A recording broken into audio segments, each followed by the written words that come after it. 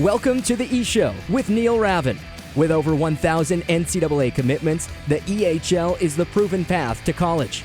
Turn it up and learn more about the college placement leader at the Division II and III levels.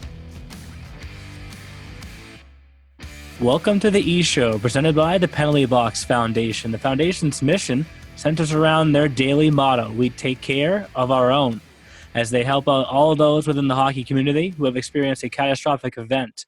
Learn more at penaltyboxfoundation.org. Once again, my name is Neil Ravin. This is episode number 23, and for the second time in the revamped version of the podcast, let's welcome in Rich DeCaprio, the head coach and GM of the Boston Junior Rangers. How you doing? Back on the podcast again, much different from the first time. I think the date for the first time we had you on was like January 2nd or something like that, and at that time, the world was a little bit different. Since then, that's for sure. Yeah, you won 2 regular season championships since then, but you never got to really see things all the way through. So I want to ask this first difficult question right now so we can move past it. How have you found a way to just turn the page? Well, I mean, obviously, the easiest part of it is just understanding that it wasn't just us; it's the whole world. So, all the other leagues, all the other players that were in the same kind of position that we were never got to really play for a championship in the playoffs, at least, and. So it's a little comforting knowing that it wasn't just something that happened on our end, but at the same time, it's the what if is there. But, I tell the guys there was only 2 trophies available and we won them. So it's, it feels good. I mean, that we won as much as we could this year. No one else won anything more than we did. And so, we're okay with it, but definitely, the returners are itching to get back and kind of finish the deal this year, hopefully. But it'll be tough, but we're looking forward to the season for sure. And you say 2 trophies, obviously EHL and EHLP regular season champs. That really hadn't been done before. So do you find motivation with those returners to say, all right, you need to finish the job that those guys started? Sure. I mean, we've the 99s that are all moved on. We're still in a group text, and even with some of the returning guys, we're in the same groups, and we talk about winning it for them, and it's definitely motivation to do it for the 99s, and like I said, we got a good core of guys coming back for both teams, and some guys that are moving up, and so the expectations are there. They know what it took to get to the point that we did this season. And, they're coming back with the hair across their rear ends too, because they're upset and they want to win the whole thing. So it'll be interesting. We're excited. That's for sure. And coming up this year, every year that I've been in the league, you've also been, the lead guy with the Boston Junior Rangers. You took over in the GM role the 2015-16 season, the same year I did. Every year the program has taken another step forward, whether it's the regular season championships in the EHLP this past year, definitely the best year you've ever had at the EHL. How do you feel now, another off season here? How do you feel now looking forward to next year about where you're at? I feel really good. Like I said, we've got a good core of returning 2000s from the EHL team. Some guys that had really big years for us last season that'll be back. And then, some guys moving up from our premier team that had monster seasons down there, and some guys returning for our premier team that are good players too, and some new blood coming in that I'm really excited about. It's tough to say, but I think we'll be a mirror team as what we were this year in terms of offense, defense, and goaltending. Well, I wanted to ask that, when did you know you had a special group last year? I guess first starting with the EHL. When did you know, all right, this team is something different? I think after that win streak, after we hit like that number 9 straight, it's just watching the team, pre-game practices in the gym.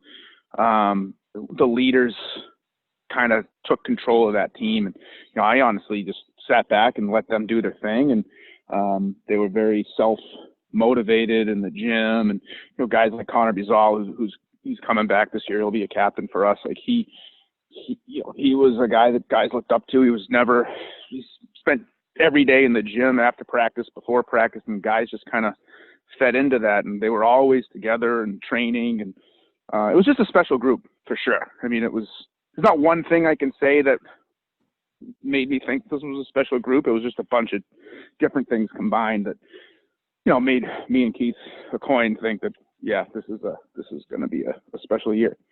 And then for the EHLP team, kind of a similar slower start, but then at the end of the year, like that team was peaking at the highest that they possibly could. When did you know that team was something? So it's pretty much the same. I mean, I didn't spend a lot of time. Keith obviously is the head coach of that team, and he kind of steers that ship. He did a really good job of keeping those guys motivated, and having the offense that team had. I mean, it was very deep with Malandrukalo and Bailey each having over 100 points, and we knew we could if we had to get into a shootout, we knew we could probably come out on top. But it was the group. It was the guys in the locker room, the culture, the character. There was no cliques, on either team. Every guy was kind of, on the same team. Whether you were on the premier team or the EHL team, the guys were all together. So it was one big unit this year, and that definitely factored into the success for both teams.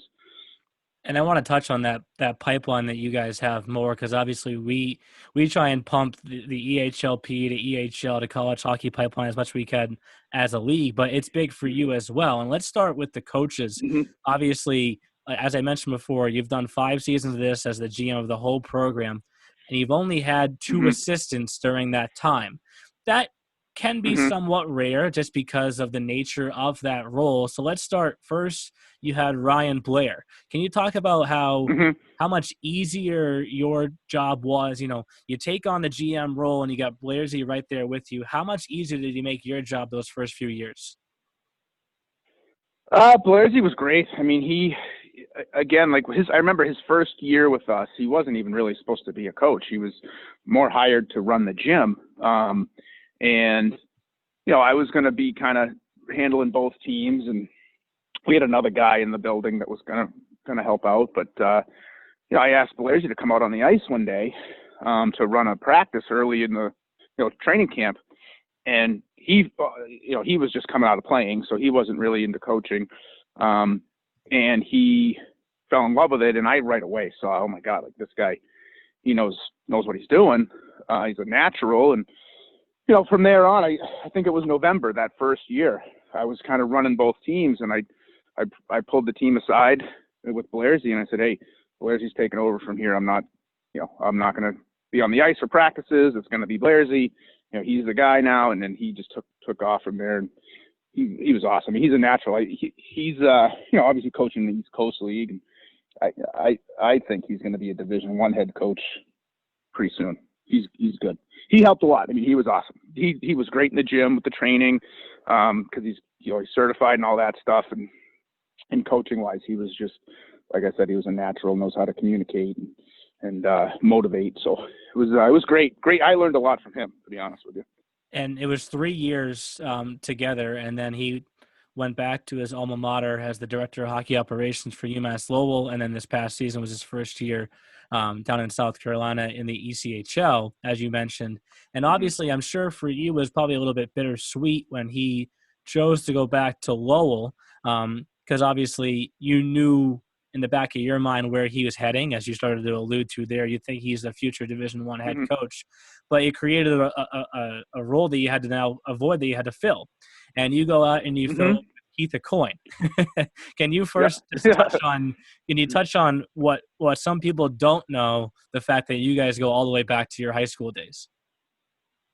Yeah, I mean, so when Keith was playing over in Germany for Red Bull, we were going to bring him in to run a full season U18 team when he retired, and that team we never really got into it and filling it, and we never put the effort into it. So I didn't think Blairsy was going to be leaving right away, and because Blairsy, it was late in the summer, it was July when Blairsy called me and said, hey, blah blah blah, and right away I was thinking, shit, what am I going to do? And I just called Keith, and Keith was more than, he was home, he was retired, he was doing sales, and I like you mentioned, Keith and I went to high school together. We won a state championship together for Chelmsford High School, and so I've known Keith since I was 16 years old, and he quit his sales job, took a pay cut to come coach full time with us and take over the Premier team, and he's done a great job. I mean, he loves it. The guys love him. I mean, obviously the experience that he had as a player and playing in the NHL and coming out of Division III hockey, he's a great story, and the kids eat it up. And since being high school friends, it's also nice to have that in the locker room and just having a friend that's coaching with me. And I touched on earlier, coming off the best year in EHL history for your team, but what maybe goes unnoticed at times is just how successful the EHLP team has been. I know that there's Met League championships and we can go on about that stuff, but just in the EHLP history, 3 straight regular season championships, 2 of the 4 playoff championships that have been played out, you guys have won. You've been in 3 of the 4. And then go on about the pipeline that you guys, it feels like you make an effort to bring, 7, 8, 9 guys up every year from the EHLP team to the EHL team. How important is that first development year for some of the players that you guys have in your organization? Yeah, it's huge. And it's definitely, something that we strive to do. And it's something that I feel, we do pretty well. There's a lot of players out there, obviously, that every player wants to play at the highest level and chase in the North American League. And when you get a young player that's coming out of high school hockey, or maybe it's, AAA, U18, it's not that they're not skilled enough to play at the EHL level. It's more of a strength thing. Like you look at, we just take Johnny Malandrucolo, who, set the records this year, for premier goals. And, he's an 01, and, he's definitely good enough to play in the EHL. He played, I think, 6 games last year in the EHL. We called him up. But just the physical strength wasn't there yet for him, and I remember the last game we called him up, he ended up getting a concussion, and we were kind of like, all right, we're not, that's it for that. Like, he's just, got to stay down and keep playing and getting stronger and being in the gym. And, he'll come back this year as an 01, and he'll be a very good EHL player. He can score. He's going to be stronger. He's had all the time in the world to be in the gym. So, those guys, like the Ryan Bailey, who was a 2000, he had 100 points. He's moving up. Shepard's moving up. Stevens, who's an 02, Mackin. There's a lot. There's probably 7 guys moving up from Premier. Santiris, Wilson. So the guys that all had really good years. But the thing is you need to put up, for you to translate to a good EHL player, you've got to put up 60, 70 points minimum in the Premier. You can't, be a 20-point guy in the Premier and then expect to be a good EHL player. It's hard. It's a big jump. And I wanted to ask you about that because, I go to a Premier showcase and there aren't as many scouts there and more parents. And I find that parents will say to me, look at this scorer on the Boston Junior Rangers. Like, why isn't he playing EHL? And it's like, well, they have a process that they want to work through there. And can you touch on that more, what you just started to say? You have to really mature for a full year and put up those points to see it translate over to the EHL.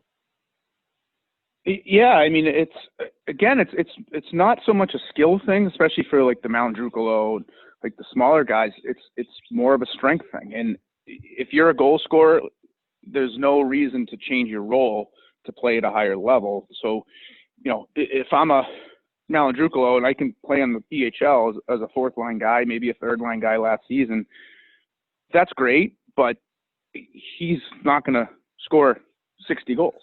He might score 10, but if he does that year of Premier and get used to the junior hockey style, the 60-minute games, the physicality of it, the whole process of the off ice, the mental preparation, it's not just go out and play hockey. Like we train our guys off the ice, and the whole preparation thing, and it's the nutrition part of it, things that these guys have never had to really deal with and learn.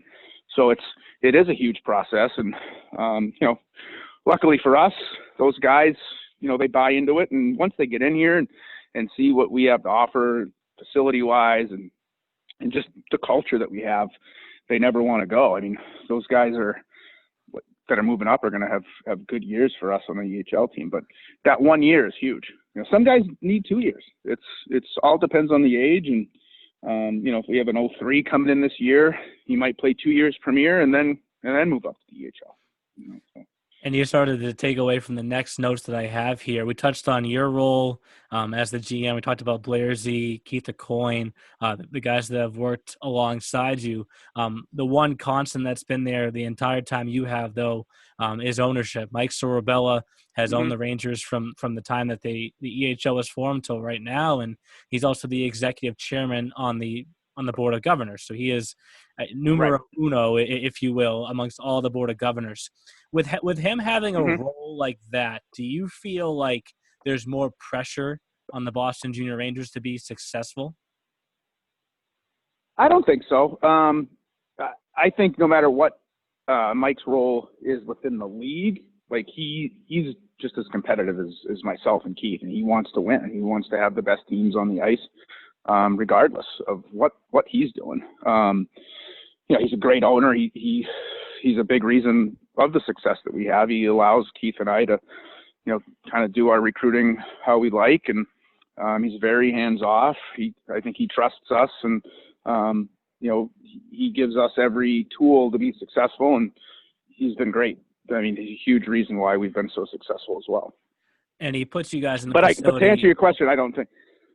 Yeah, I don't think. Like I said, I don't think regardless of if he was executive chair or whatnot, he's competitive and wants to have the best product on the ice every single year, no matter what. Okay, fair point.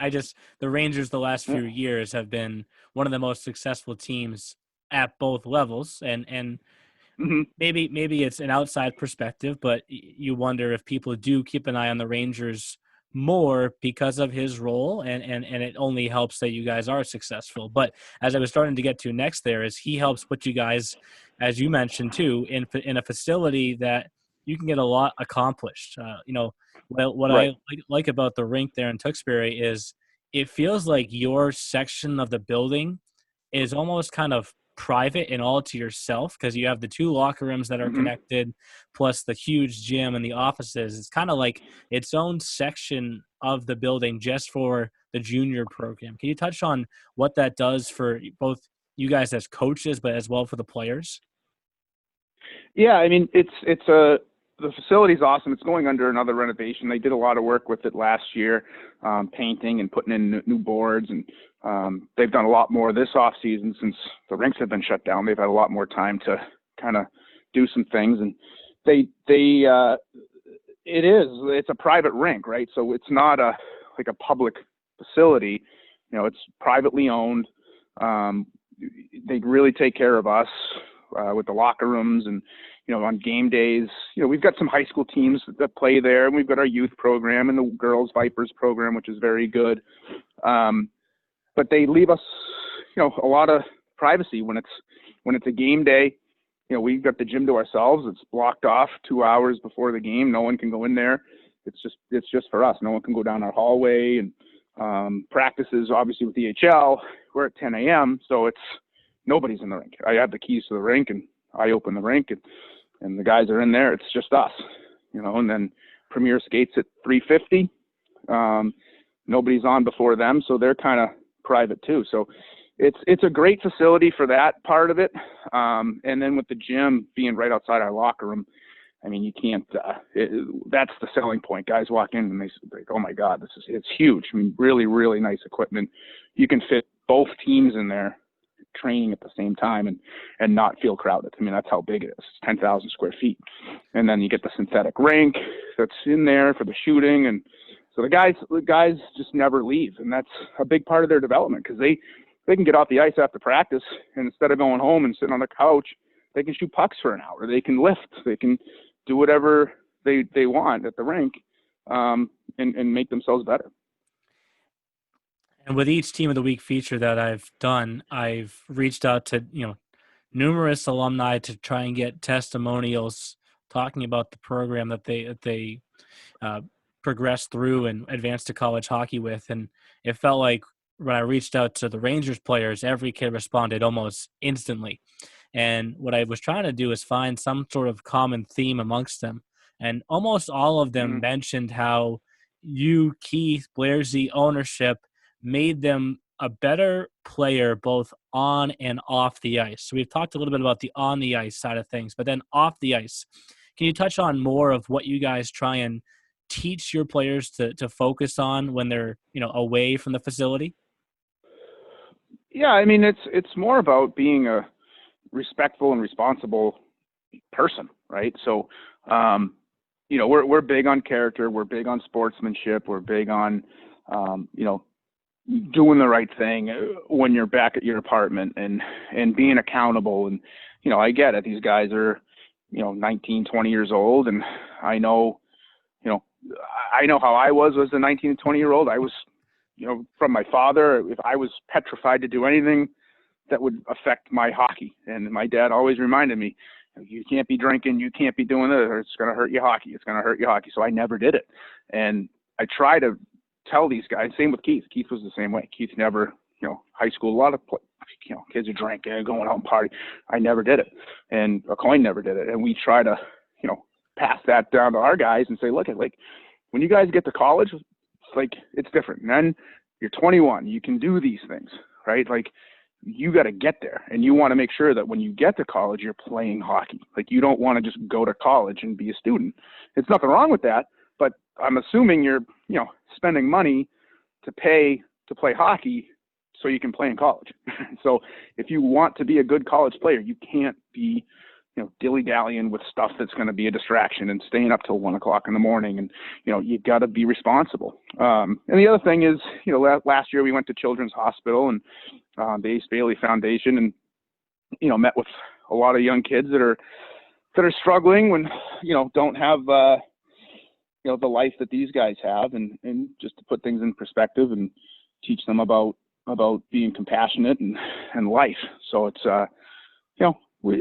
it's the whole kit and caboodle, I guess, right? It's hockey and life, and your hockey career ends at some point, and then you got to be a man and start a family and have a wife and kids and have good values. And I probably got 20 different players that, reached out and provided what they wanted to say to the league about their experience with the Rangers. And obviously, I'm sure you're proud of every single one of these kids that's off playing college hockey right now or heading to college hockey. But there was one name that's always just stuck out for me. I'm sure it's stuck out for you, and that's Blake Bride. You've touched on before, developing and maturing at the level and then moving on. It felt like he mastered the EHL and then mastered the NA and then mastered the USHL, and now is at the Air Force Academy. Can you just talk about his story and how he probably could have gone a step further each year than where he was at, but because he chose to take his time and stay patient, in the long run, it worked out the best for him? Yeah, it for sure did. I mean, I found him at the CCM showcase out in Denver. He was a Colorado kid. He was playing high school hockey. I watched him for 5 minutes. I looked through the stat book. I usually go through the books and I'll look at points and, for forwards and stuff. And this kid had monster points. And I'm like, geez, I got to go see who this kid is. And I go over. I literally stood there for 5 minutes. I watched 2 shifts and I was like, this kid's good. It was more of his IQ because he wasn't big, but he competed. He was skilled and he just saw the game. So we offered him a spot and kind of told him, be patient with it. He I think the first 7 games he had 1 point maybe. Because I told him, I said, it's going to take you a little time to adjust, but you're going to get it. Because he's just his hockey IQ is off the charts. And after the 8th game, he exploded. I think he ended up with 40 something points over the next 30 games. And he just kept growing and growing, and he got bigger and stronger, and he had the gym, and we put him on a meal plan, and because he needed to gain weight, and he followed it to a T. And it was awesome for him to go on and play in the North American League, and like you said, he got that too. It just takes time with guys that are the IQ. They can figure the game out, and then they can figure out the pace, and they know how to be where the puck's going to be and how to avoid contact at times. And he knew all that stuff, indirect plays and stuff that guys, he was making plays in practice. I remember saying to Blair's team, man, no one on our team can do that. He just did it naturally. It's and obviously the USHL, and he's at Air Force. So he was great. He's a special player. We knew he had that D1 possibility, and he put the work in, and he made it happen. So it was great for him. And just to hammer your point home even more, from his quote, I won't read the whole thing because it's almost like a paragraph, but one sentence in particular, I thought I was going to be able to do whatever I wanted to and put up points, no questions asked. You just said the first 7 games or so, he didn't really do too much. And then over time, he learned and developed into a 40-point guy that year. And we touched on the wins and how successful both the EHL and EHLP teams have been for your program. But more importantly, it's the players like Blake, a commitment for you. Since the EHL was formed, you guys have 86 commitments. In the years that you've been GM, the numbers just pop right off the charts. 10 the first year, 9 the second year, 16 the third year, 13 the fourth year, 14 so far this past year. Consistently, always in double digits. Is that a goal that you kind of set? We have to hit at least 10, or what's your thought process? Well, it's more about how many age outs we have. So, and we typically will have an older team. I feel like that's the best way to win. I recruit a lot of junior players, so I'm big on picking up a guy from the USPHL that might not be happy there. Guys that have that junior experience, and a lot of them are going to be those age out guys. And my goal every year is to get all my age outs committed. And it's hard to get every guy committed.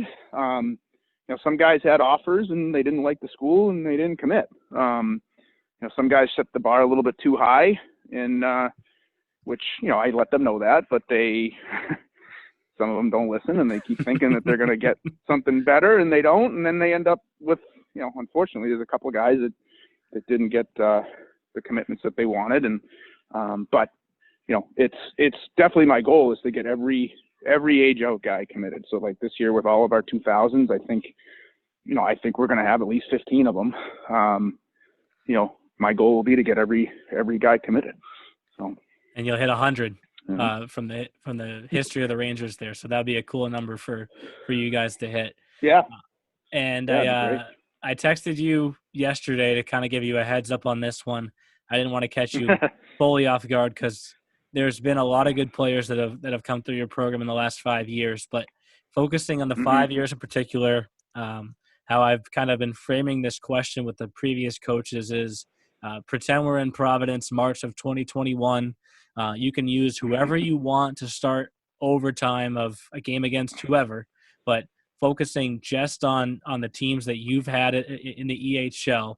Let's get your 3 forwards, 2 D, and a goalie that you would send out there. Well, so yeah, it's tough because there's a lot of, like you said, there's a lot of good players. At center, I would put Eric Zohovs, he's playing at Fairbanks, Alaska, Division I, Latvian. He was my first year when I took the team over. He was a central scouting kid. He was really good. He did the whole thing, NA, USHL. Now he's D1. So I'd put him in the middle. I'd put Bride on the right, and I'd probably put Rickett on the left. Honorable mention, I'd put Ovchinnikov, and my returning guy, Bizal. I think he's going to be a really, really special kid. I love him. So those are my honorable mention guys for the forwards. Okay. And then for the D, I would put Araujo, even though I picked him up late. He's still a Ranger to me. I'd put Araujo on the left and Haight on the right. And then honorable mention, because I have to do it, just in case these guys are listening, is Grunwald and Burness. Those two guys were great for us. And then in goalie, there's two of them, right? Gerard and Eggy. They're, both the same. I could pick either one. I'd go with Gerard just because he's the newest one. But then obviously honorable mention was Mike Robinson, but that was when we were the AJ. But he's starting goalie at UNH. Well, I had a feeling that there'd be some players like that. So I wrote in my notes here, lineup continued. I didn't know if there'd be some other names that you wanted to mention, but we kind of have your first and, if you will, second line then. Yeah. Well, yeah. There was a lot of good players. I mean, it's they're all good kids, and I'm really excited for some of the 2000s coming back, and I think they're going to have really, really good years with Nathan Young and Schaefer and Bizal and Matthews, and those forwards are going to really, really do well. And, so we're excited. Plus the new blood.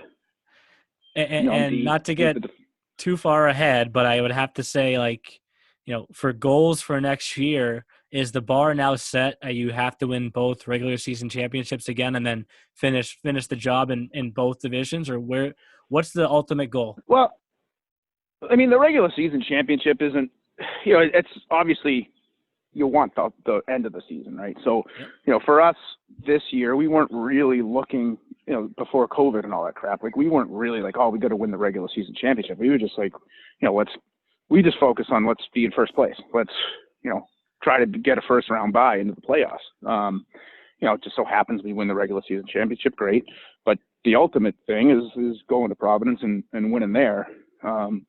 So, our goal, that'll be our goal this year. It's not going to be win the regular season championship. If that's a stop on the way, great. But it's really, we got our eyes on Providence, and that's all we're going to be focused on. And I'm sure for many teams this will apply, but if somebody was to ask me if it applied to one team more than another, I would say for the Rangers, there is no better tagline right now than unfinished business based off the way that the year ended. So I hope that you can enjoy the rest of the off season in these, as you mentioned, very weird and crazy times, and good luck with the rest of the recruiting, and we'll talk to you soon. All right. Thanks a lot, Neil. Thanks for listening to The E-Show. Learn more at easternhockeyleague.org and follow us on Facebook, Twitter, Instagram, and YouTube. Also, be sure to subscribe and get notified when next week's podcast is released.